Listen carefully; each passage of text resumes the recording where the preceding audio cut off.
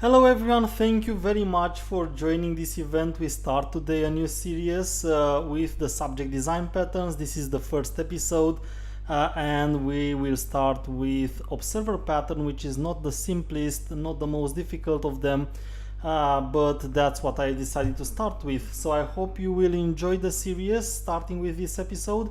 If you are watching the event live, don't forget that you have a live chat there. So I see already many of you connected. Thank you very much for that. If you are watching the event recorded, you can still ask questions in the comment section, and of course you can follow me on LinkedIn or Twitter and we can discuss there as well. So first of all, before starting with with observer pattern, let's discuss what a design pattern is, and I will shortly tell this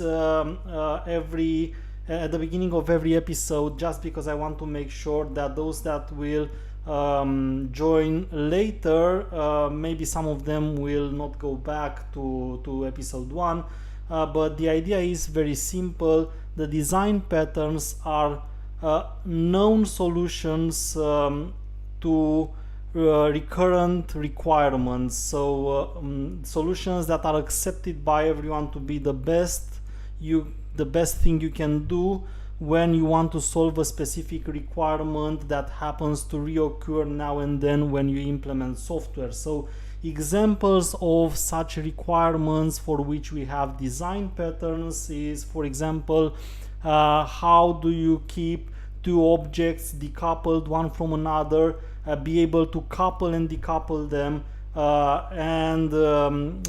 without knowing each other. And that's basically, in a couple of words, what observer pattern is, that I will discuss in detail today and we will implement together. Or you can have a situation in which you have an object with multiple attributes and you want to be able to sometimes create an instance and provide values only for some of the attributes, and then other times create an instance and give values to other attributes, and you want all the possible combinations. So what is the best way to do that? And you will see in a future episode that you can easily do that with a pattern that we call builder. Or how do we make sure that we only have one instance of an object that you can access everywhere in the application without caring of how it's created, and that singleton pattern, and so on and so forth. So I will discuss all these solutions and implement them together with you in this new series of live episodes.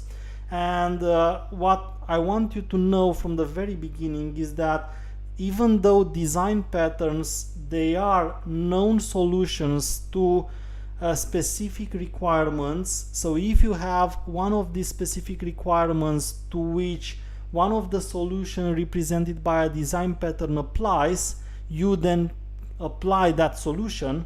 However, design patterns, they are not best principles. They are not necessarily something you need to do in an application, because that's a very often a very common confusion I always find about design patterns. People somehow from what they read or what they find here and there in books or around the web, doesn't matter where, they start to believe that design patterns are somehow best practices, something that you need to have in the applications, while basically the design patterns are not best practices and not something that you necessarily need to have in an application. They are solution to different solutions, accepted solutions, the best solutions to several various problems, requirements that you solve. So if you don't have that specific requirement for which you have a design pattern solution, then you don't implement that design pattern. So in a lot of cases, I found out in projects, people or developers using design patterns just because, I know, they've learned the design pattern and they thought it's cool to just put it there.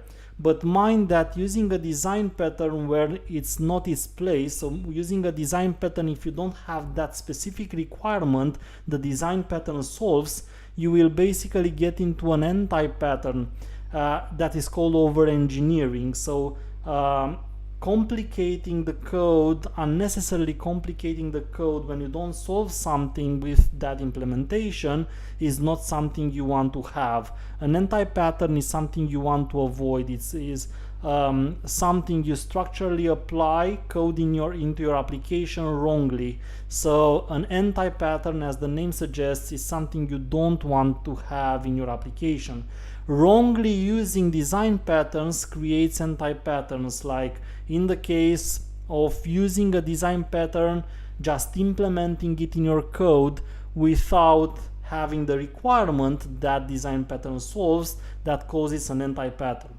So same as you don't take a pill if you don't have a headache, same as you don't have to take a specific pill if you don't have a headache, you don't implement the design pattern if you don't have that specific problem the design pattern solves. So a question again, hi, do you have plans to also teach anti-patterns? Yes, why not? That's an excellent idea. Once I will discuss design patterns, I will start a different stream about anti-patterns and best practices. So I hope I made myself clear with the design patterns. They are not best practices, they are just the best solutions for specific requirements or specific problems. But if you don't have those requirements, then don't just put a design pattern there because it looks cool. With that being said, we can start with the first design pattern, the one that I suggested for today, which is observer pattern. Observer pattern, as you will see, and we will also describe it and implement it today, is a pattern that describes a way to implement the behavior between two or more objects. So that's why this design pattern is classified under the category we name behavioral design patterns, because it refers to behavior to the object's behavior. As you will see in the next episodes, when I will introduce different other design patterns, we have also creational design patterns, such as singleton, builder, or factory.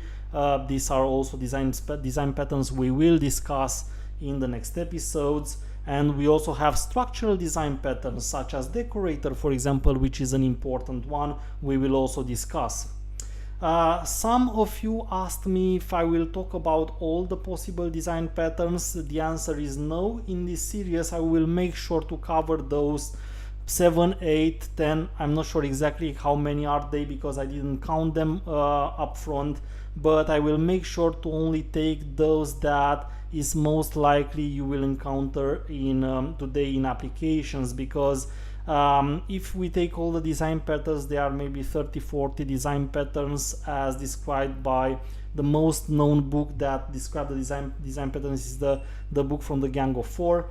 But in my experience, already quite some experience, you will find out that in today's apps, with the frameworks that we have and the methodologies we use, we don't use all of these patterns, so I don't really consider knowing them by heart a must. That's why I will and I plan to discuss only those that I consider to be the most relevant. Of course, if you have a specific question, then you can ask it and I will treat it outside of the series in a different episode.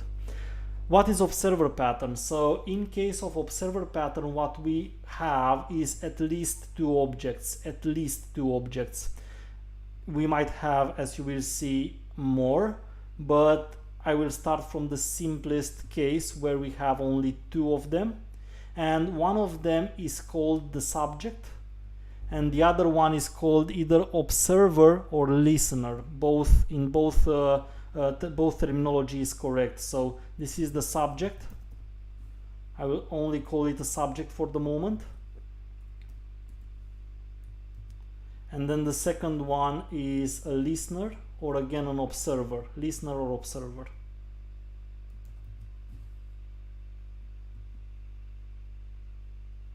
Okay, so I will call it listener because you very often find it with this name.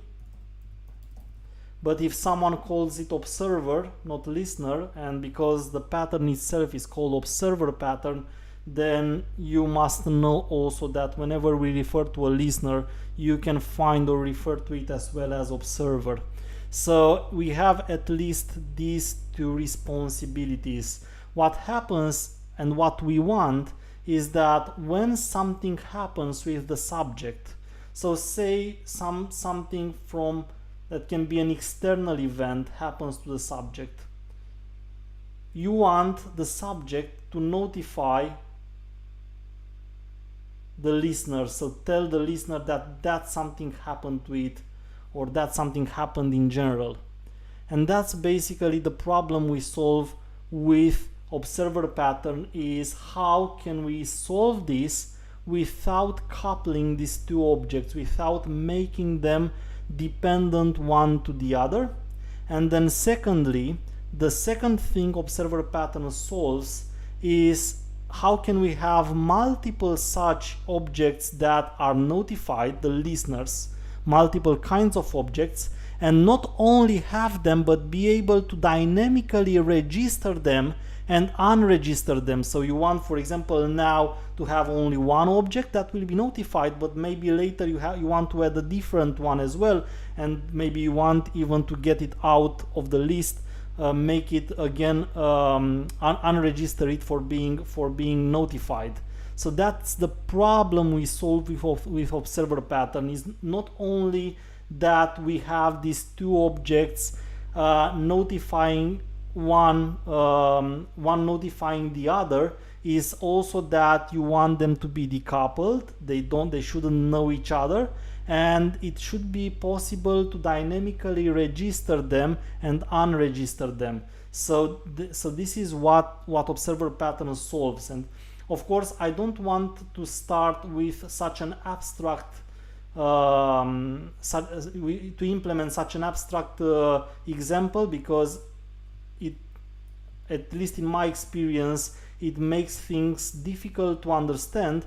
I will now continue with something that is more specific, and I want to implement that something in a very small application so that you also see how is this implemented. Let's start by designing something easier to understand. So you have in your application an object that deals with payments. Imagine you have an application that allows its users to pay with their credit or debit card, and we call this object payment manager. So this is the object that implements the functionality where the user can pay using their card. So what you want is that you have several events that should happen when a payment is received. So when the payment manager manages to create a payment, you want different things to happen. So one of those things you'd like to happen is the payment should be logged somewhere in a database. So you have an object that is called, say, payment logger, and this payment logger object makes sure to simply log the event, store the event with its details in a database. Very often when you deal with financial data and with payments, it's important to log all the events. So it's even the law around the world that forces the application to do that. So let's call it payment event logger. Another thing you'd like to do is to notify the user through a notification. Say your application, your payment is done via a mobile application, and you want that mobile application to show a notification to the user. So imagine an Android application or an iOS application, and it needs somehow to notify the user through a push notification. So let's say that the second object we have here is a notification manager, and this notification manager knows how to send a notification, a push notification to the user's app manager. And you might have more such objects, but it's irrelevant for our example. So to keep it simple, so complex enough to be able to describe everything we need about observer pattern, but simple enough to make it easier for you to understand. Let's say we have only these two things that happen when a payment is done by this payment manager. Then the payment manager should notify the payment event logger that logs the event somewhere, but should also notify this notification manager, which further notifies the user through push notifications. Now, we will start by implementing these three objects and making them coupled one to the other. And then we will think about how to decouple them, and we will design this new structure both in the diagram as well as in the code, so that you understand how to start from a code that could implement and should implement the observer pattern and it doesn't. How can we decouple it, make it implement observer pattern, and then why is that helpful? So how does this help in a real world situation? Which are the benefits brought by implementing it as this design pattern called observer pattern, rather than making the objects coupled one to the other? So could you also please explain how observer pattern is used in model view controller architectural style? Yes, I can do that, and I will do that immediately after showing you how to implement it. If we don't have the time today, I will continue with that in the next episode, because it's our time, so we can do whatever we want. I don't want to make these videos longer than 1 hour because you will get bored, but I will show that in the next episode. If one episode is not enough for me to show you a design pattern, then I will continue with the next one. So please ask me all the questions you have there, because even if I might not have time today to describe them and show them, I will have the time in the next episodes to answer those questions. Now we have this payment manager and the two objects. Let's implement. So I already prepared for you a project, an empty Maven project. We don't necessarily need it to be Maven, but that's how it was the easiest for me to make it. And the first thing I will start with is just say, for the sake of having a starting point, create a main class. And then of course then I need the main method here. And then I will create those three objects, the payment manager. So let's create the payment manager.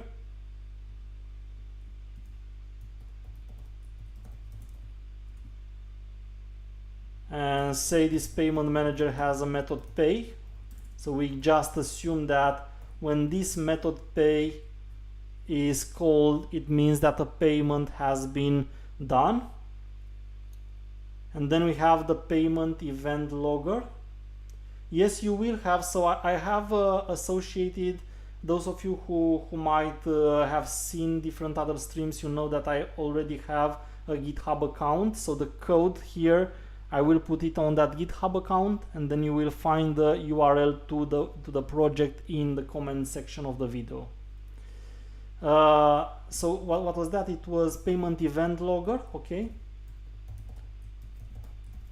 So you can see that the payment event logger, which say it has also a void log event method,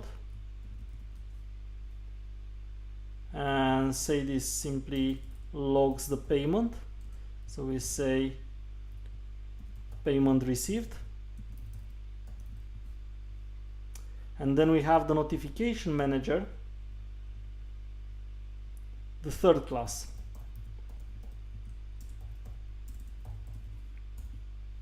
In the notification manager, we'll have a method send notification. And then I will system out here, say notification send. Okay, the problem is that what we need here is when the payment manager pay method is called, we want both the notification manager and the payment manager to and the payment event logger to be called, notified by the payment so that they do something. So the simplest way to realize that is, of course, just make the objects couple one to the other. So say you have here a payment manager, new payment manager, and then you say payment manager pay, and then simply just inside the payment manager you declare the two objects, notification manager, and then you have also the payment event logger. So this is the simplest way, but it creates a few problems. So first of all, if you do something like that, it's easy to observe that the payment manager object is highly coupled with both the notification manager and the payment event logger. That means they know each other. You have a strong link between the payment manager object and those other two objects that it has to notify when this event happens so that they do something else. That's one thing. The second problem is that if you write the code like this, it means that for any payment you will always have a notification sent, and you will always have a log event stored in the database. But you have such situations in the real world where you have to, in some cases, only log the event, in other cases only send the notification, in other cases do both of the actions. And now I only have two, but extend your scenario to the case where you have 5, 10, whatever. You don't have to limit yourself to these two events. So imagine you might have multiple things that could happen when this specific event happens. So when the pay method is called, then in some cases, say you want to be flexible and have the possibility to implement somehow such that in some cases this method executes, but in some other cases it doesn't. So how do you do that? Because if you couple the objects like this, then definitely it works. You will see the messages in the console, but you cannot register or unregister a specific event so that it happens or not, depending on different conditions. And that's basically what observer pattern solves. So now what we will do is decouple this code and make it use observer pattern instead of having the payment object coupled directly with the other objects it notifies. We will make sure that it has a way in which it allows to the listeners to these objects to register and unregister, and it notifies those registered listeners without even needing to know what implementations, which are the implementations it notifies. So the objects will be completely decoupled. That's the first advantage of observer pattern, is that the subject, which is the notifier, the object that creates the event and tells others about the event, and those that are observing the event and do something when the event happens, they are completely decoupled, they don't know each other. But besides that, the fact that you can register and unregister your listeners, so that at some point you might have no listener, or you might have only one of them, or you might have the other, or it might have both of them in our case. And of course, in a real world scenario, you might have 10, 20, whatever number of instances you need, depending on what your application does. So to do that, first of all, we need to observe that the payment manager doesn't need to know here that it simply calls notification manager a payment event logger or something else.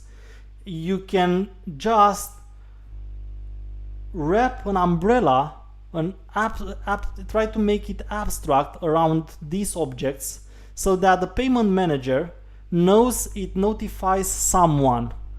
That someone, we don't care what it is. It can be a notification manager, it can be a payment event logger, it can be something else. The payment manager just needs to know that it's someone they notify further. So we need to find a name for that someone. And in my case, I can simply call it payment listener. Why it's a payment listener? Because the payment listener listens, observes the payment execution. We know that any payment listener will execute when this method pay is called. So when pay is called, I will say like this: notify some payment listeners. Notify some objects that are listening for the event, observing the event, and when they see the event, they do something. And our notification manager and our payment event logger, they need to become, both of them, payment listeners.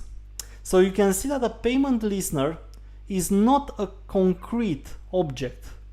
The payment listener is just a way to abstractly represent some object observing the payment event. And we have only two structures in Java, two kinds of elements we can use to define an abstract object. One of them is the abstract class, and the second one is the interface.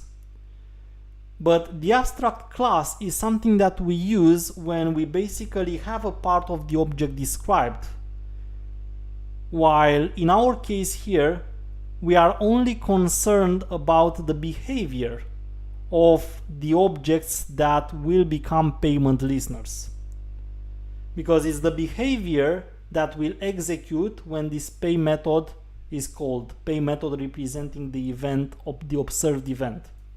So that means that the payment listener basically needs to be an interface.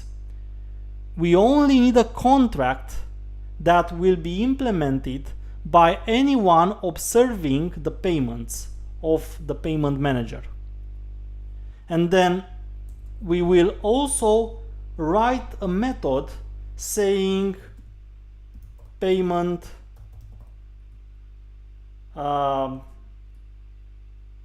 made, I don't know, it's something like that. So it's always something, it always uses, usually when you create observer pattern, the listener, the observer, has this method that contains the verb, as any other methods in Java. You know, methods in Java, with some exceptions, they have to contain a verb in the name because they represent an action, but you will observe that the verb here is always in the past. Why it's in the past? Because the payment listener observes another method, observes an event represented by another method, the one of the payment manager. So the payment made tells you that it already happened. So when payment made method is called, already the pay method of the payment manager has been called.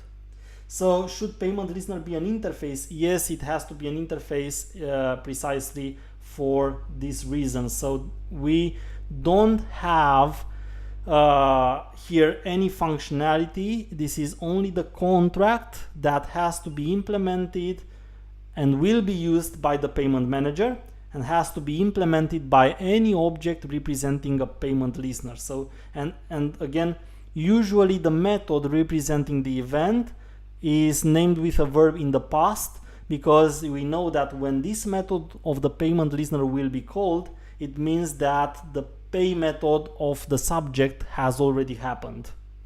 So now that we have this payment listener, the next thing I will do is I will make sure that my payment manager has its payment listeners.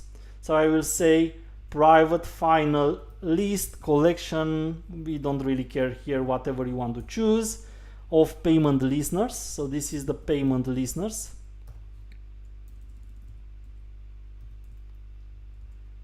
And to make my life easier, I will simply create an instance of type array list here.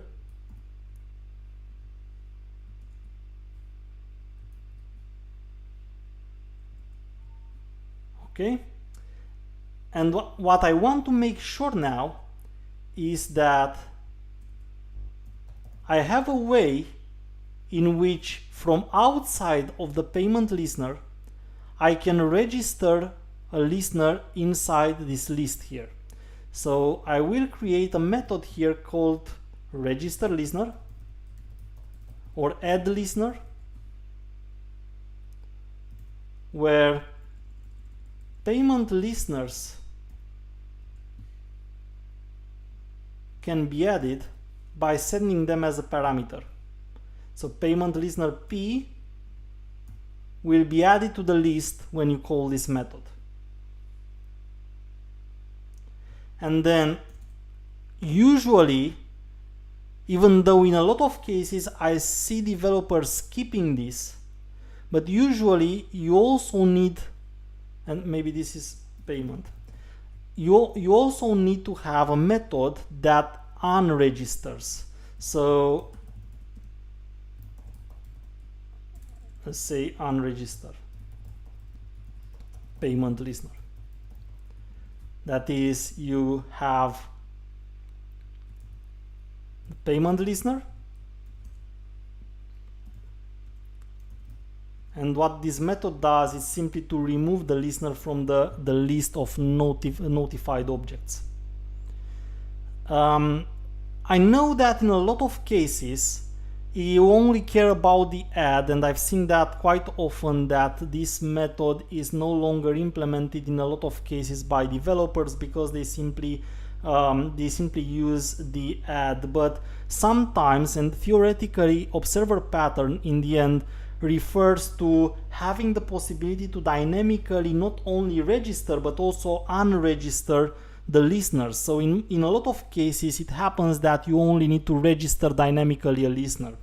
But to have this pattern completely implemented, in this case we will also implement the unregister method that allows you dynamically take out of the list of notified objects a specific listener you have added. So now in the pay method, instead of calling the send notification and the log event, so basically I won't have this at all, and I won't have again these objects here at all. I will only say from the payment listeners, for each payment listener, call the payment made method, which by the way you can write also as payment listener payment made. So that basically means the same, is calling P payment made.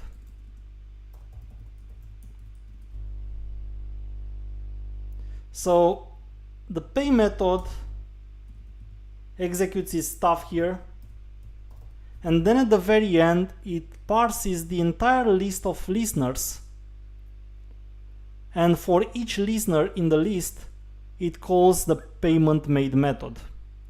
So mind here that the payment manager doesn't know now at all which are the payment listeners. It only depends on this contract. It's only an interface. It's an abstraction. It doesn't know how many instances are there. So you can have 0 instances. So in this case, nobody will be notified. Or you can have 100. The payment manager doesn't need to know, is completely decoupled, and doesn't know at all who is notifying. Now we just need to go to notification manager and we make it implement the payment listener interface. Of course, making it implement the payment listener interface, the next thing we need to do is make sure we override the payment made method.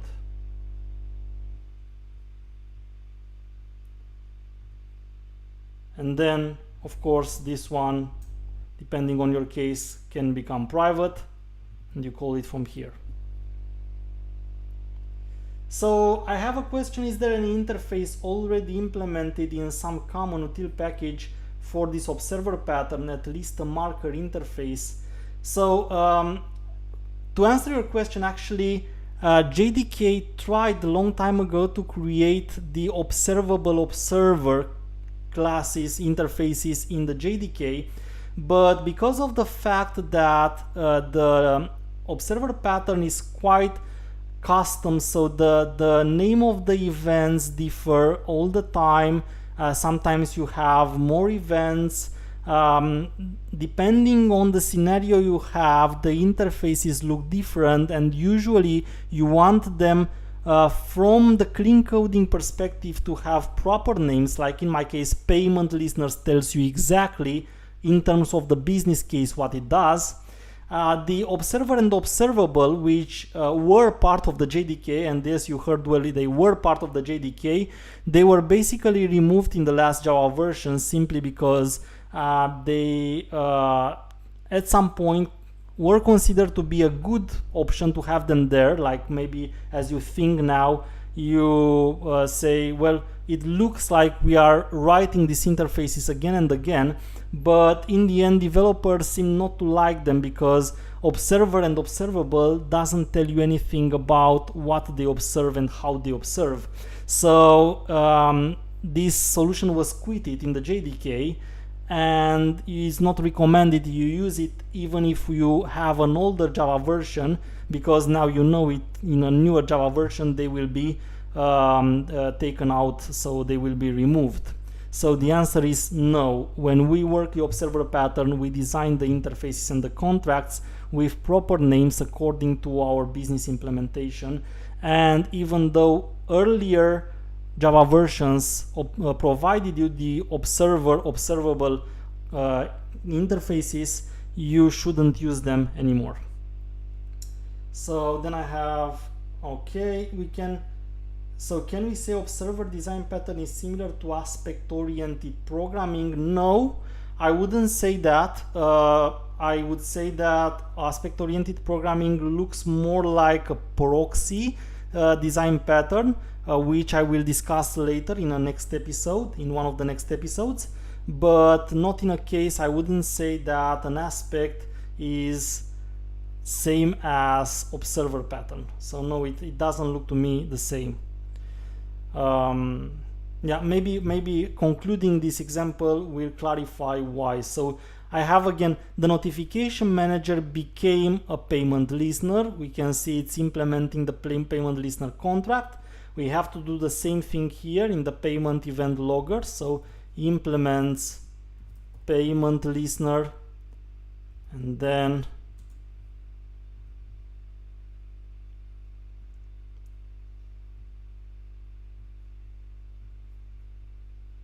again, this might or not become private depending on your app, but in our case here we can make it like this.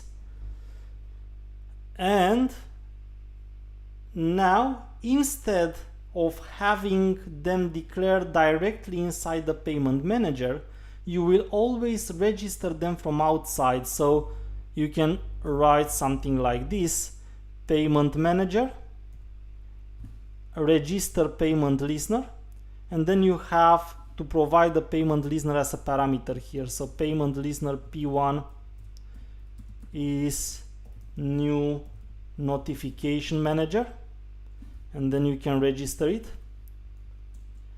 Payment listener P2 is new payment event logger, and then of course you can register it.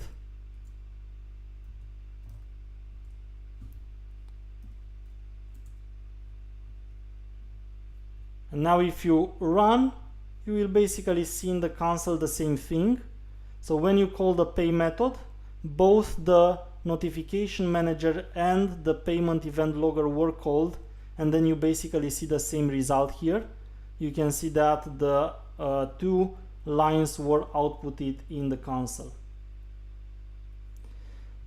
You can of course use a lambda expression starting with Java 8. So often if you only have an interface like this one, mind that it's not necessarily that you only have one method, but if you do have one method, you know that this is a functional interface actually, and we can prove that by annotating it with that functional interface, and then it means that you can as well, in this case,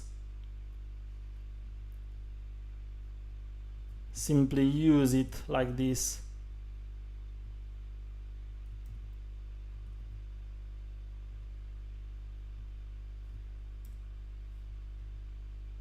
Okay, so depending on how you want to register or not your object.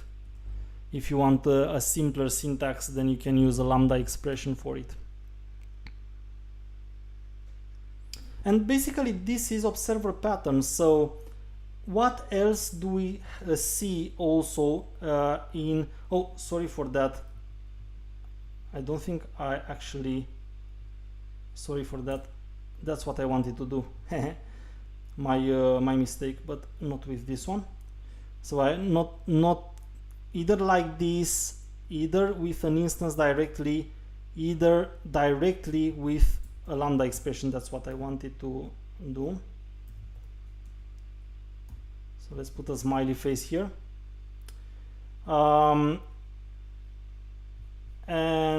now you will see basically that the lambda expression here will be executed, and you see the smiley face instead of the notification listener. And as I said, if I'm running pay again, so every time I'm running the pay method, you will see that all the listeners that at that time are registered will be called. So here we see once the smiley face and then the payment received, and the second time you see the same thing. But as I've said, you can unregister listeners, because one of the most important idea of observer pattern is that it allows you to dynamically register and unregister. So you can say payment manager, and I want to unregister P2. And then what you will see is that if I unregistered P2 before calling on the second time the pay method, then the second time the message payment received hasn't been displayed anymore, because now this listener P2 is not listening anymore to the method when pay method on line 17 is executed. So here it was listening on line 13, but then we have unregistered it, and then it's not listening anymore. So that's why when calling pay method from line 13, you see two lines. One of them is caused by this lambda expression listener we've added here, and the second one by P2, which is the payment event logger. But then the second call is after we have unregistered P2. So now at this time on line 17 there is only one listener listening for the event, so it's only a smiley face in the console that has been displayed when line 17 is executed. So yeah, and definitely you might have used this a million times before without knowing, because for example everything that is desktop interface like Swing, AWT, JavaFX, they rely a lot on events. So when you click a button, something happens, isn't it? What is that? It's basically nothing else than observer pattern. So the whole desktop components rely on observer pattern, because when you have a button or you have a scroll bar or you have any component you can think about and you act on that component to make it work, to make a button do something when you click it, you register a listener. For example, in Swing you had JButton, which was the class that you would use to define a button, and it had a method called addActionListener. Like in my case here, Payment Manager has a method register payment listener. That's observer pattern. All the suite or all the desktop suites rely on observer pattern. You add listeners so that you know when something happens, when the button is clicked, one or more listeners will be executed, those that listen to the event. And you see how important is even there. You know that you can register and unregister listeners dynamically, so you can make a button without having itself the functionality inside, because you want one button you want to do something and the other one you want to do something else. So basically those who implemented Swing or JavaFX, they couldn't have allow you attach functionality to a button event without implementing it as observer pattern. By implementing it as observer pattern, they have this option of keeping the button decoupled from what will the developer that uses the button later decides what the button does. So then one developer can decide that by clicking a button you show a pop-up dialog, or by clicking a button you do something else, you close the frame and stuff like that. And you can, of course, because it's observer pattern, register as many listeners or unregister them when you need it. So you might have a button that now when you click it does something, but later when you click it, it does something else, because you have the options to play with the listeners and register and unregister the listeners. I didn't get how to unregister that. Well, that's a very good question. So in case you have a lambda like this one here, like this one here, you will not be able to unregister it unless you have a way of identifying it, and that's a really good question, because even with the payment event logger, see in my case what I did here, when I call the unregistered payment listener P2, this calls further the remove of P from the list. And because in my case my class, which is payment event logger, doesn't implement the equals and hash code method, the remove method of the list relies on the object's reference. So that's why for me it was working. But, and that's a good but, in a real world scenario, what I do recommend you is be very careful with relying on objects references. I don't really recommend you rely on objects references if you know you want to be able to unregister an object, like I do in my case. It's better you have an identifier of that object that you can assign to the object and then make that be the one you use when you unregister. So for example, in my case, I can, for example, I can make sure that this object has an ID so that I can later identify it using that ID. So in my case here, I will generate the constructor for the ID, and then I will override the equals and hash code to compare the objects by that ID.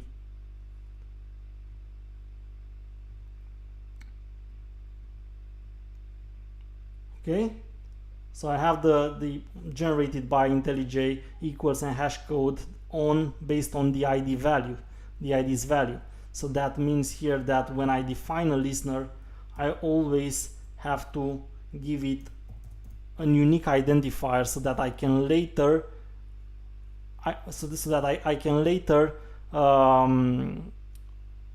unregister it by that ID. So in this case here, using say the lambda expression, you won't have the possibility unless you also create something similar where you have an identifier for the object created here.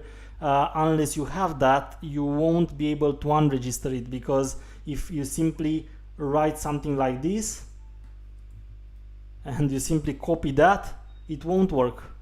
And the reason why it doesn't work is because this is a different object than this one, which means that they have different references in the memory, which means that this basically won't unregister anything because this object will not be found. So in case you use the lambda expression, you either somehow make your object identifiable, but you cannot rely on the object's reference, because then you will always have, when you write the same lambda again, you will always have a different object which has a different reference in the memory. So the unregister, the remove from the list, won't work in that case. So are there any examples of observer pattern in Spring Framework? This is a good question. So I'm not sure if I have now one I can think about, but let me think a little bit more until next time, and if I get something, then I will tell you what I found, but not something that I can think about related to Spring. Yeah, I'm not totally sure, because Spring is such a big system, and it might simply be that it's too late here and I don't remember. But if I do remember, I will let you know in the next episode. At this moment, I can't think about a situation in Spring where we use observer pattern. So then we have, and the same for Java EE. So honestly, I'm not sure if for both Spring or Java EE I know an implementation that uses it. And then I have another question. Is there a way for the listener to unregister itself from listening? So usually not necessarily, I would say, but of course if you wish to have something like that, and maybe that's a good point to discuss further. First of all, because I didn't finish with the lesson, what the continuation I wanted to make for you is that usually you can have an event that's sent from the subject to the listener, and with that I will also answer your question about if we have a possibility to unregister a listener to unregister itself.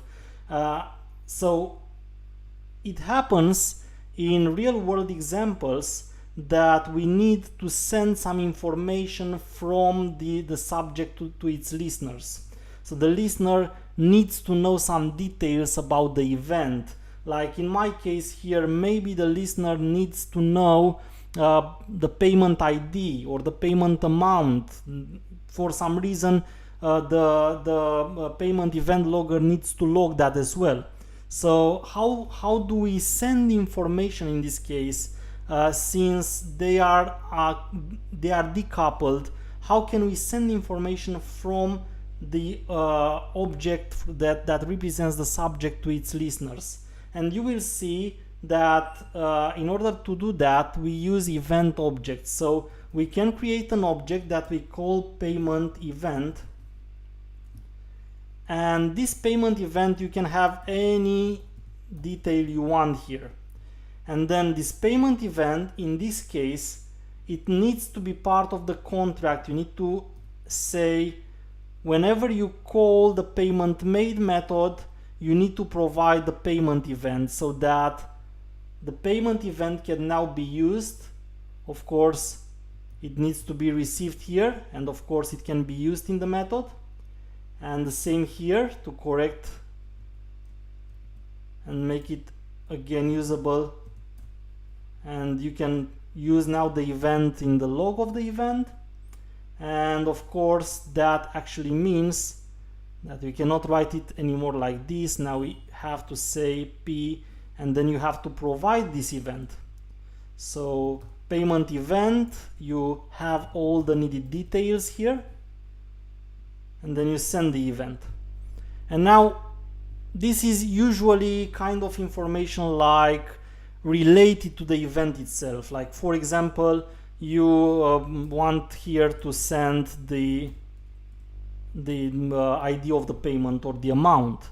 But in more complex cases, you will see that the subject can even send itself through the event. So in this case, what I do suggest and what I do recommend is make the payment manager also implement a specific interface of itself. And that means I will create a different interface called payment subject.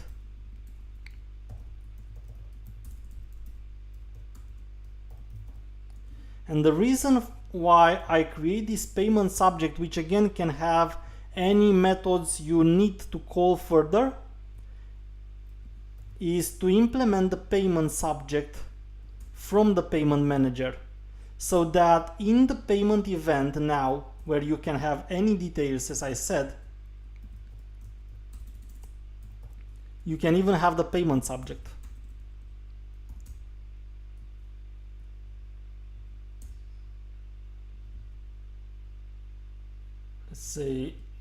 Let's say it's a mandatory field and we have to send it through the constructor.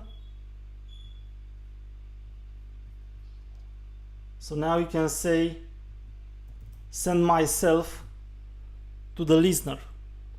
So now it's sent to every listener, so the listener itself can use it from the event, like in the main method here. If I want this lambda expression to unregister itself, then it would mean that it has to get from the event the payment subject and then use the unregister method. So that would be, you need a getter for the payment subject,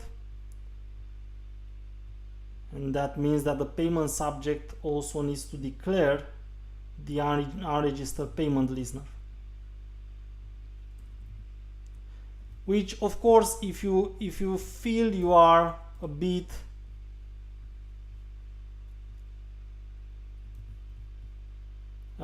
if you feel it's a bit unclear for you, don't worry, because this doesn't happen often, but now that you asked me the question, then I want to actually prove it's possible. So you can say get payment subject unregister this, which this has to be a payment listener.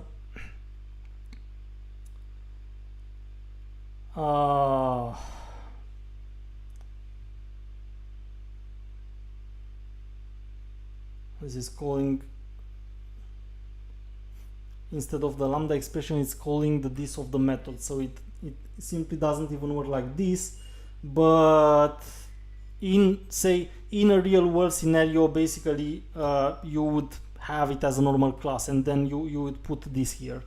So that's how you can create a relationship between the listener and the subject. But I usually do avoid, if possible, this complexity, because generally you would like to have them decoupled and straight in only one direction, so the subject notifies the listeners. Now if you get into cases where the subject notifies the listeners, where in turns it unregisters from the subject, this creates some kind of complexity in code that I dislike, not because of the logic itself, but because of the fact that it might become challenging to understand later. So I'm not sure at the boundary of clean coding how good is to have something like this, but that's how basically you would do it. Are you planning to teach data structure? Maybe in a different stream? Yes. On the Spring question, we use RabbitMQ and implement listeners to read the messages. Yes, but that's RabbitMQ, is not Spring. So I'm not sure if that could have been an answer to the question, but when I talked with Spring directly, RabbitMQ is still not Spring. So anyway. So is there a possibility that class can act as listener and as a subject at the same time? It can be a listener and a subject for some other listeners. Yes, I would say why not? It can have this responsibility. So it can listen to some subject, but it can be subject for other listeners. You can implement that. I see no reason why you couldn't do something like that. And solve later in presentation. I'm not sure which is the question. Interface of observers, no parameter, the observable object. Okay, yeah, perfect. So yeah, I was planning to teach you that, but I have to take them one by one. So I wanted to make it step by step. That's why I started with it without the event, and then I've shown you that you can have the event as well. So basically that concludes everything you need to know about how to implement observer pattern. There are different ways to customize this further. I prefer simplicity, and I usually advise people to keep the things simple. So try to not overcomplicate this. In the end, observer pattern is a way to decouple two objects. So coupling them later is somehow against the purpose of the pattern. Secondly, remember that the second purpose of the pattern of observer pattern is to allow you to register and unregister dynamically objects listening to specific events. And I hope with the implementation we've done here and with this small and simple example, I've been able to show you everything you need to know to understand further. Now in the next episode, because I know I had a question about how is this acting in an MVC, that's basically in other words, how is it working in say to take an example, to take a specific example, how it's working in a desktop application.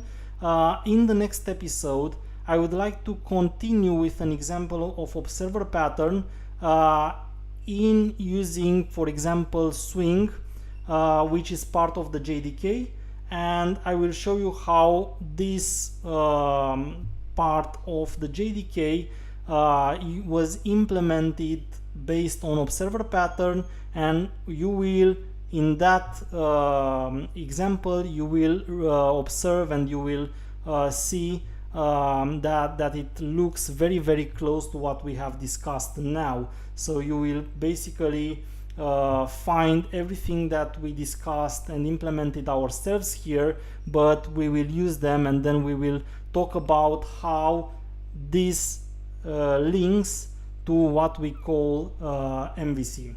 So maybe we can make it like this. Let's discuss about MVC in the next episode as a main subject, and then in this I will link the MVC subject also to what we've discussed today, and see how the MVC, which is a structural design pattern, links to observer pattern, which is a behavioral design pattern, as we discussed today.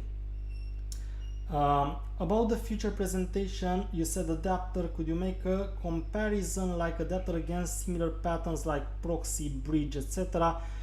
Yes, even though that would mean I need to teach proxy and bridge as well. Maybe we start with adapter, and then we will later, when going finishing with the most relevant patterns, take some others that are not necessarily so relevant, and then compare them to others that are very similar, because as you will observe, some of them, they are very similar one to the other. They might sometimes look as being the same pattern, so it can create confusion. But as I will teach you also, you don't have to be very rigid of that, because it's not really a problem. So in the end, if you understood how to solve a specific problem with a given design pattern, that's the purpose of the design pattern, is the world accepted, say, solution, widely known, widely accepted, for a specific requirement, and or a specific problem, whatever you want to call it. Cool. Thank you very much, everyone. So the time is up for today. I will leave you the code so that you can run it yourself and play with it. And as I've said, I will put it on my GitHub repository, and I will share the link in the comment section of the video. And in the next video, we will discuss later, and yeah, maybe also make it as a design pattern with an UML diagram. Like in the case, basically, if you give me 5 more minutes, in case of the design pattern, it's pretty easy to model it as UML, because you actually have the subject here, and then you have an interface. So let's see if I can spare 5 minutes to also create this diagram. So this is the subject. In our case, is the payment manager.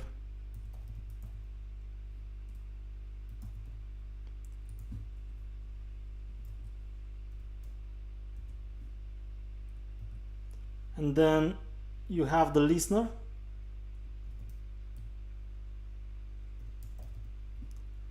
And mind that the listener is an interface. In our case, is the one we have called payment listener. So we can under it put something like this and say this is an interface.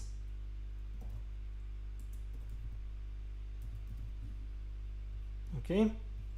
And then we can say that the subject depends on the interface.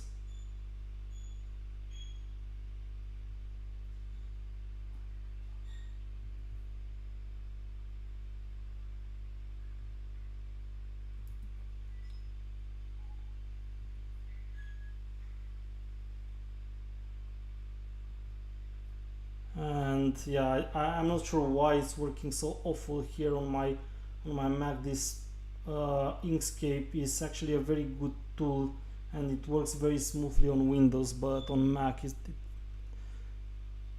doesn't work quite well. And then you can mark it with a dot and say this has a relationship. And you can even say here, if you really want, is that one subject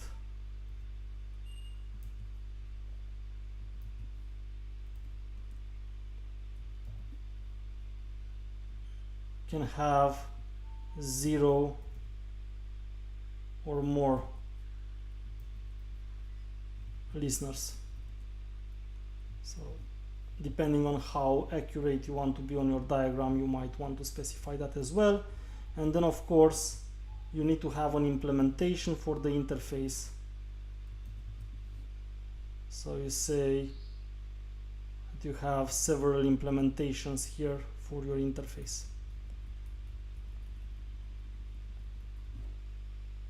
So in our case, these are the 2 implementations plus the lambda expression that we created. But if you want a more generic diagram, then you simply say here listener implementation. So of course the listener implementation needs to extend from the interface. Yeah, and just put it like this. So that's basically kind of it.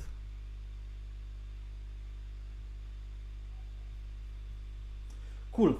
So yeah, that's very easy. So it's just a subject. It depends on one or more or on zero or more listeners. Sorry. So one subject depends on zero or more listeners, and then for each listener you might have you need to have an implementation.